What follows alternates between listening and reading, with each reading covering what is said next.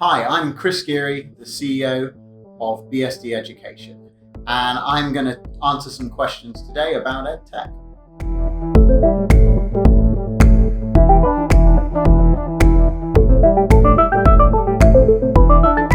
Is going to be increasingly complex. So first of all, understand the hard skills, soft skills and values that you will take into a digital and technology-driven world in the future. Understand what it is that you love, understand what it is you're passionate about, understand what you're good at.